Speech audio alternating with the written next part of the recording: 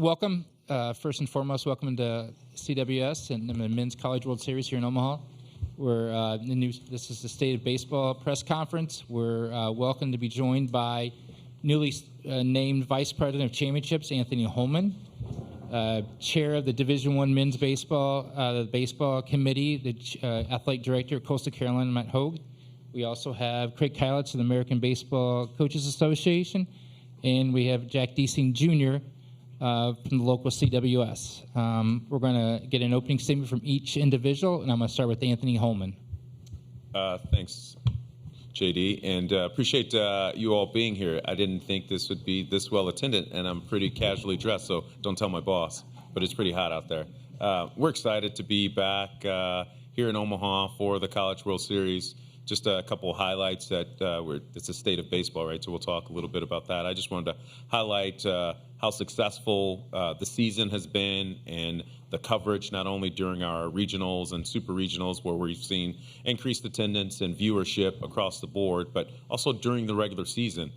You'll talk to these coaches that are here as well as others that were members of the 64 field bracket that saw kind of, I don't want to call it resurgence, but a consistent theme around baseball and the coverage and the support that we're seeing at the collegiate level, and that's due to a number of reasons. It's due to the coaching that's taking place. It's due to the performance of the young people that are competing.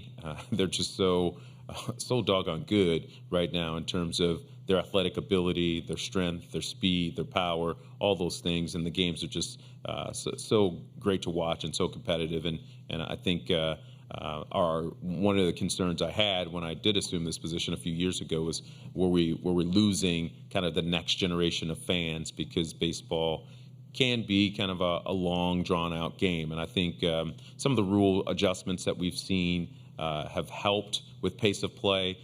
Some of the game entertainment and engagement that we're seeing at on campus during the regular season, certainly what we're doing around the College World Series, helps to keep those folks engaged and entertained as well. So I'm here to say that the state of baseball is in good shape, and we're excited to be a part of that. So thank you.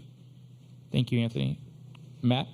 Yeah, thanks, JD, and thank you to everyone in this room. As Anthony said, our game is on an upward trajectory, and many of you are a part of that and have contributed to that with the way that you cover the game. There's so many outlets and pathways by which to keep up with college baseball now, and you're filling those tremendously. So we appreciate your attendance today and certainly the efforts. I'll echo Anthony. I think from our perspective, from the committee, the job gets tougher every year. So many quality teams, so many schools that are taking college baseball seriously and investing in their programs. It becomes a razor-thin margin to make those hard decisions, I think, every season. Excited to watch these 8 quality teams that have qualified. And I think my impressions is certainly going through the regionals and through the year, the state of the game is infectious. It's exciting right now. If you've watched these games, you've watched the impression on the faces of these players, the joy with which they're playing the game. There have been some incredible moments, walk-offs, great catches, and that's what we want to see with this tournament, and certainly with this pinnacle event, one of the elite sporting events in the world here in Omaha, is that type of joy that we're watching these guys play with. And, there's a lot of cynicism right now in college athletics about a lot of topics. We all slice and dice those every day, but I think when you really get to the root of it, the competitive drive, the joy, and the way these guys love playing the game is what really has struck me through the regionals. Because you put all that stuff aside, you go on the field, you're still in between the lines with the ball and a glove, and it's been exciting to watch. Thank you, Matt. Craig? I'd like to echo what Matt and Anthony have said, that it's easy to look at our sport and what's happening in college athletics right now and take that easy role to say it's a wild, wild west, or things aren't going in the right direction, and some of the things may not be. But I have faith that we have some leadership right now that can get us in the right direction, and I think Charlie Baker and a Del Conte and certainly a Greg Sankey and a Jim Phillips, we're going to be able to get through this and come out better, I think, once we have some clarity with this House case.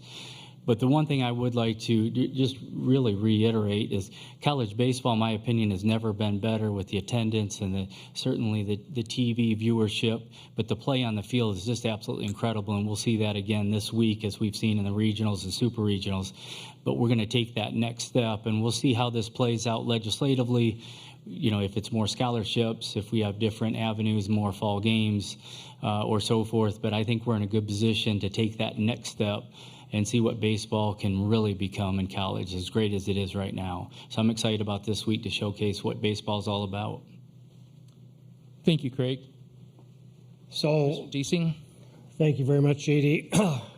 College World Series of Omaha Inc. is representing the business community, and the city of Omaha couldn't be more thrilled to be part of this event. So appreciate being up here with all the people that actually make baseball happen, or at least coordinate it throughout the country.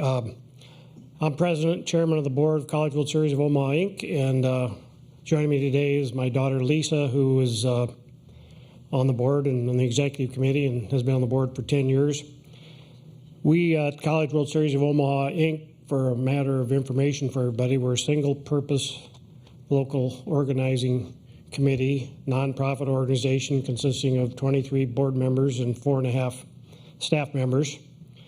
And our mission and vision, as you might imagine, as a single-purpose organization, is to be the facilitator of the local public-private partnership. So that includes working with the city, local business community, Mecca, Creighton University, and the other stakeholders here in Omaha that are part of the contract, and collaboratively with the NCAA and staging this very successful championship. And 2025 will be the 75th playing of the College World Series here in Omaha. Some people thought it was going to be this year, but they forgot that we didn't play during 2020. So, we're looking forward to that.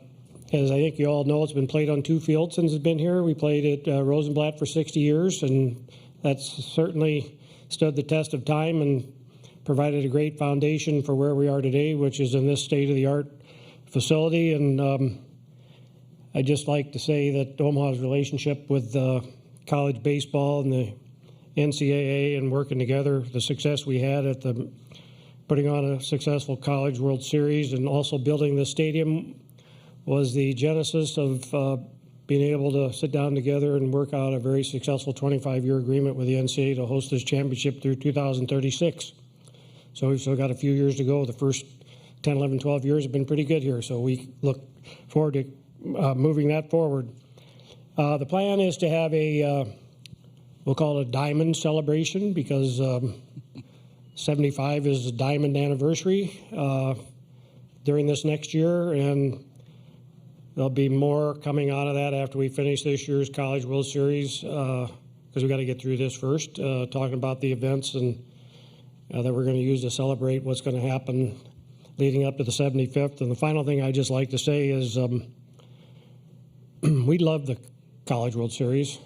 We love working with the NCAA. We love working with college baseball. Together we've created a great championship, and we're always looking to make it better, and I think it is getting better. And I would just say to you that we're looking to continue this relationship long past 2036, but those discussions will be held at a later date. So we're looking forward to the future of college baseball.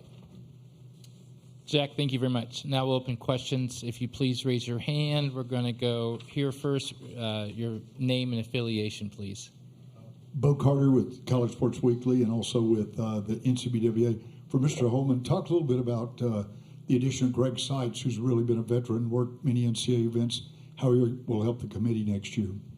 Yeah, that's a great question. I'm sure he planted that. Where's Greg? So many folks, some people might know Greg's at Jacksonville and has been a veteran of NCAA committees for a number of years. He actually was the chair of our FCS, our Football Championship Series committee for a few years ago. He routinely volunteers and assists us at our men's basketball Final Four and other championships. His and his bowling team just won national championship. So Greg is well versed in kind of the operations of NCAA championships, understands kind of the processes that we follow, and more than anything, he as a sitting AD, he understands kind of what the experience needs to look like and feel like for our student athletes, and that perspective and assistance is really valuable for staff and our committees, and we welcome his appointment to the committee. Yep.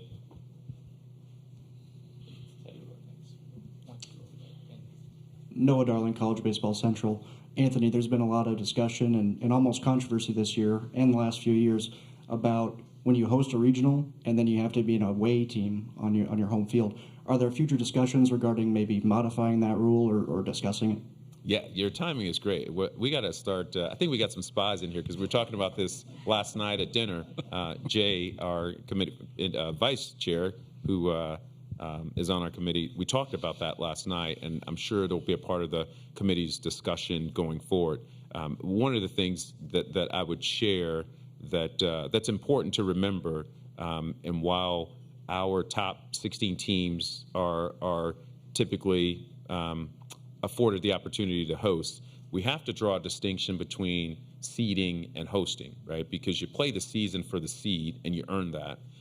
But it's not fair necessarily to assign someone to a host site that's not going to provide a great experience for anybody that's coming there. So while that's the process that we're going in, we're letting folks know on notice that you still have to have a quality facility. You have to have hotels that are in close proximity that we can have our teams play in. So all those things are important to do it. And does it make sense for, does that home seed or that home team having the additional advantage to reward them for their season make some sense? Potentially. So I think the committee will have some discussion about that, and you may see some movement on that going forward.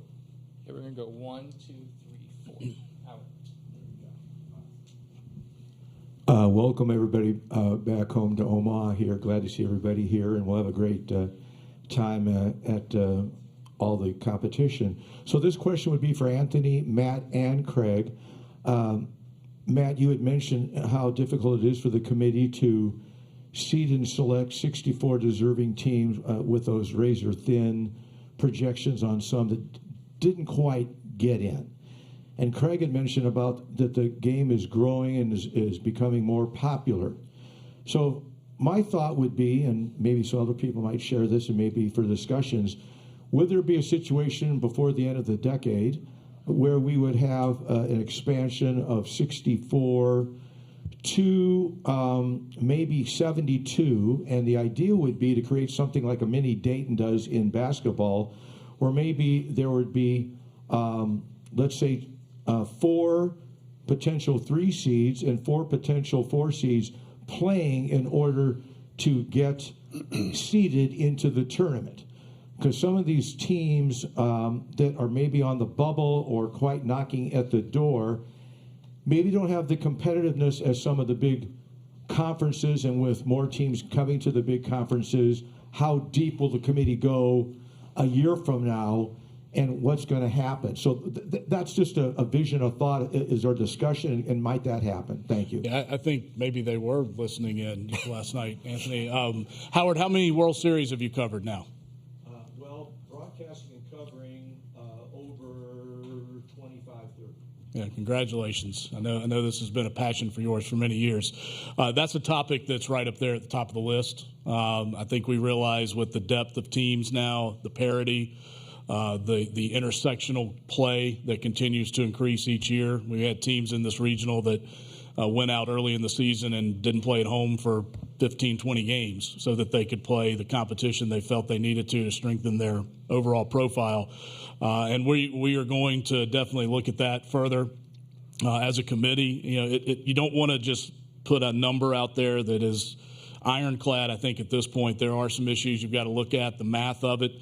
Baseball is unique in the fact that we play double elimination, which I think is something that's important and is the essence of how this sport has worked for many, many years. So my personal opinion is I'd like to see that be still a part of the structure.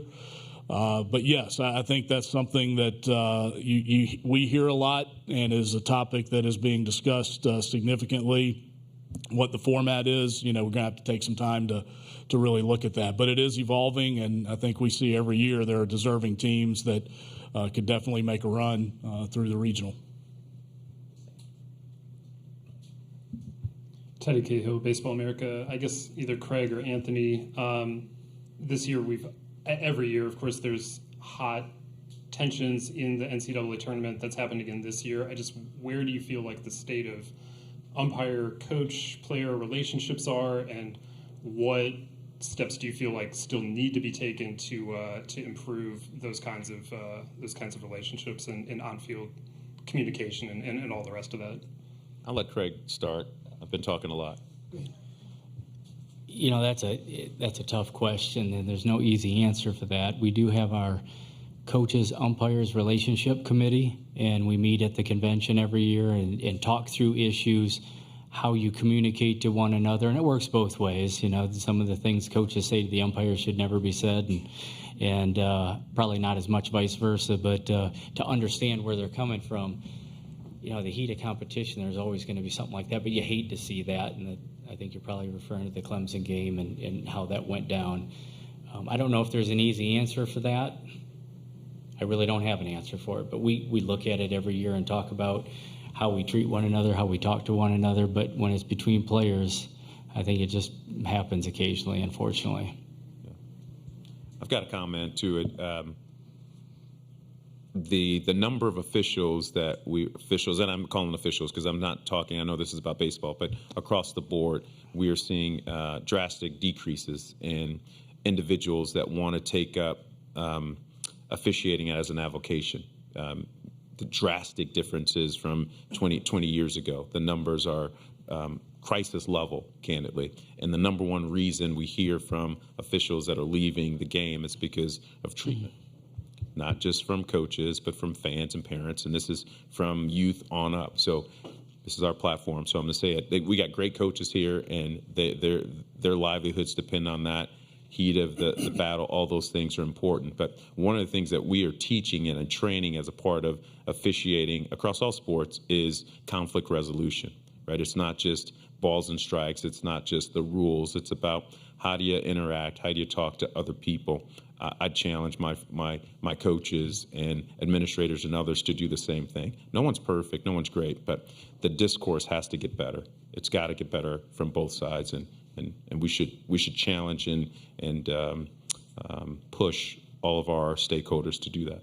And I would just add, the data also suggests this year, as we look through the umpiring and going through that process for the regionals, the ejections and suspension number actually went down considerably from the year before, maybe almost by half. I think I know the exact percentage. Yeah, 47%. So there's some traction there that's taking place. Certainly, that doesn't ameliorate maybe an incident that is seen by many, many eyes. But I think when you start looking at the data, what Anthony's talking about is working.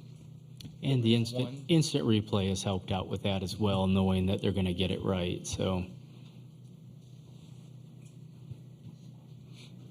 Hi there, Ellie Williamson with the Players Lounge. What do y'all see right now, just overall, with the biggest obstacle to growth in college athletics, in the sport? You talked a little bit about baseball growing. You spoke about the officiating problems. What's that biggest obstacle? Who you direct that to Matt? All of them. Whoever wants to jump on it. Craig, lead us off. As far as, I'm not sure I truly understand the question, growth in what way? What's the biggest obstacle right now that you would see to growth in college? Athletics and baseball. Yeah, instability right now and understanding where we're going. So, for example, talking with coaches right now, for 25, 26, they don't know how many scholarships they'll probably have, what their roster size is going to be. Do we have the 25% minimum scholarship allotment? Do we have maximum 27 student athletes on aid? And they're trying to sign really 2 or 3 classes out. And then you put that in with the Major League draft, the transfer portal. So there's just instability. I think once we get through that and there we have clarity, I think we can build off of everything after that. I don't know if it's a significant obstacle, but I think certainly there's still a desire to, make the game more known in regions maybe that are not as well represented. You've certainly got some coaches and some programs out there that they try to get past that trend. But everything that happens with this tournament tries to take the entire country into play. Even the selection of the umpires, we take a look at every conference, every region, that sort of thing. But the encouragement, I think Craig would agree with this, but the encouragement that some of those programs continue to invest in the game, support the game, grow it in those regions, particularly now that we're seeing virtually no geographic bounds for how conference realignment is set up. Right here, and then back there. Hey, Jack, John Huang, NOLA Media. You have all these traditional powerhouses come to Omaha on repeat visits. How important, how excited are you to see a program like Kentucky, first time in program history, to be here in the mix? Well, thank you for the question. I'm glad to participate. I really, I think it's always great. I wouldn't call Kentucky an underdog, but it's always great to have a new face and a new team that hasn't been here before. But we support all the teams, and that's one of the things I think that makes Omaha so special over the years is we do our best to make every team feel like they're the home team. For the most part, depends upon who gets here. And but I think it's great. I mean, we have an event that's supported by, it's a family-friendly event because it's affordable for kids and everything, and seeing new teams here brings new people to the stadium and helps with a lot of things, attendance and growing the sport. And I think the other thing, I would just say, we have 1,000 little league teams that come here, and so you get a new team like Kentucky that some of these kids might have a relationship with, and that gets them here too. So it just further, you talk about growing the sport, all that helps grow the sport. Matt Tallery from World Baseball Network. This question is going to be for Anthony and Craig. I wanted to ask around the relationship you guys have with USA Baseball and MLB, and just around the length of what MLB is doing with the Draft League, the Northwoods League.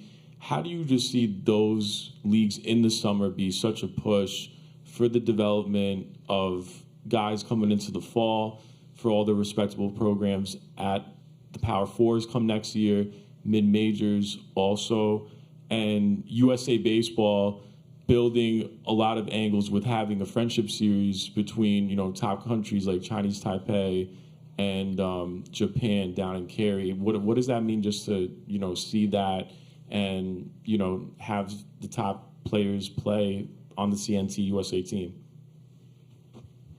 Well, I'll start first with USA Baseball. So our Division II championship is held in Cary at USA Baseball's headquarters there. So our relationship's really strong. We have representation on their board. Oftentimes I send Randy. I don't go, but Randy represents us. But two things specifically that we're doing with both USA Baseball and Major League Baseball. We've got DJ is here from our staff, but we've coordinated kind of annual meetings with those folks, and we're talking about a few different things: rules across the board, kind of development and play, officiating, some commonalities that we all see and utilize. Now, in terms of kind of international play in the friendlies, we don't get into that candidly. Craig may be able to speak to that a little bit more. Some of the coaches that are involved. Ours is really around kind of common rules, development, officiating, and we've got some common space in there. And we also can announce. We also have some other things in the hopper with USA Baseball that I hope to be able to announce here, hopefully next year when they join us on the dais. But yeah, really close relationships, and I think that's only been strengthened in recent years by some of our staff members who have helped facilitate that.